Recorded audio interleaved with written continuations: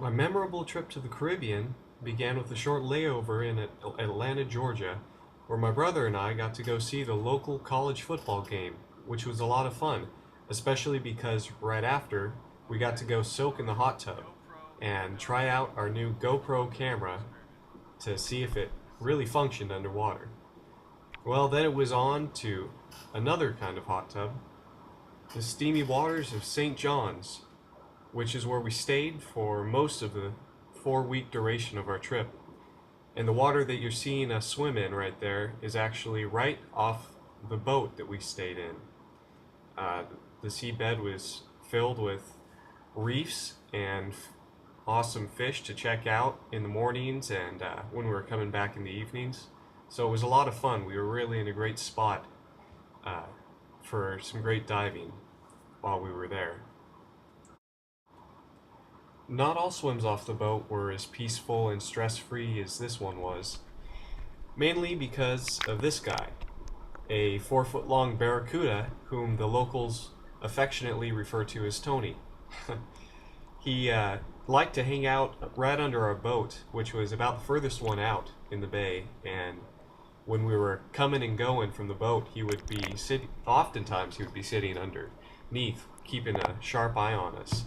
We discovered him uh, one evening as we were swimming back, and he was right by the ladder, and so we were face to face with him. And ever since, we've had to keep a close eye on him because he'd like to give us a little test of our courage whenever we get close to him.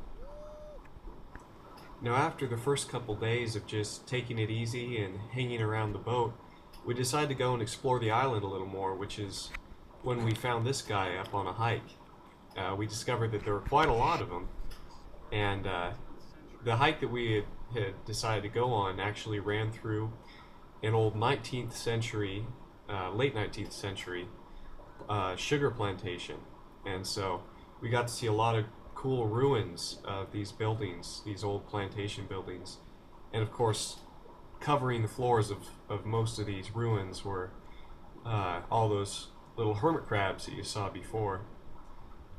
This is actually gets into the history of St. John's. A lot of the natives there were taken over by slaving vessels and they were used to work on these sugar plantations.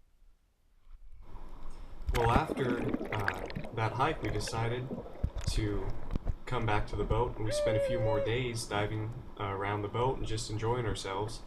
But we got tired of that after a little while and wanted to branch out and see some more stuff, see some more of the islands. And so we actually got to go on a sail around the U.S. Virgin Islands.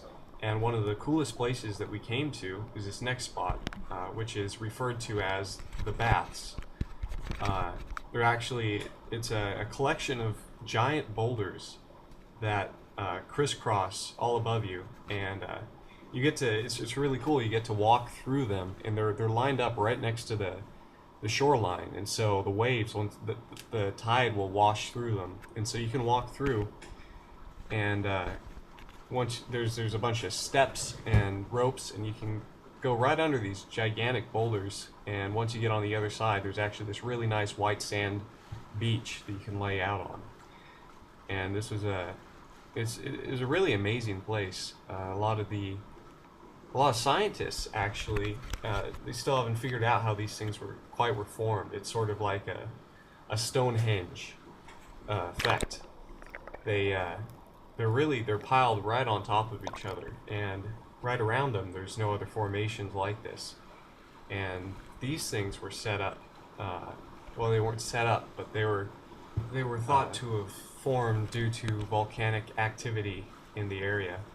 But they're quite the popular tourist attraction around Spanish Town, which is the island that we landed on. And yeah, you can see us having fun climbing up the steps. A lot of places were actually really narrow, as you can see.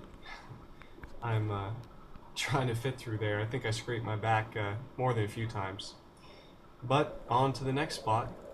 This was the next place that we stopped off at.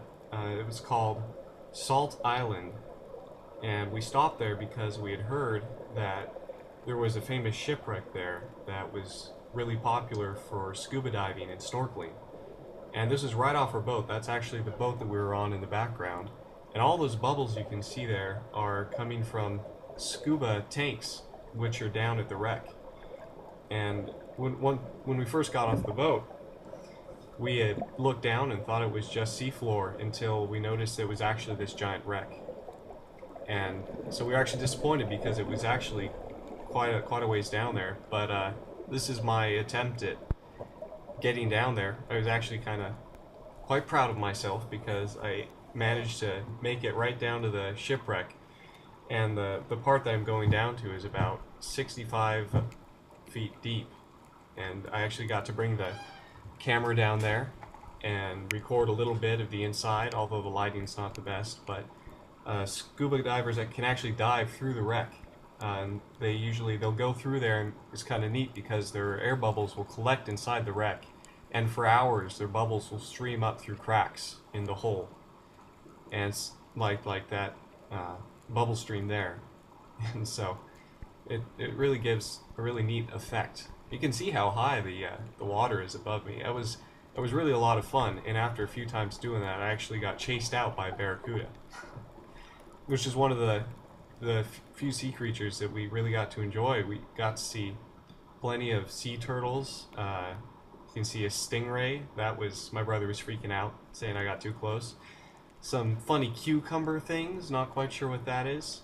We got to see a lot of really awesome natural coral formations.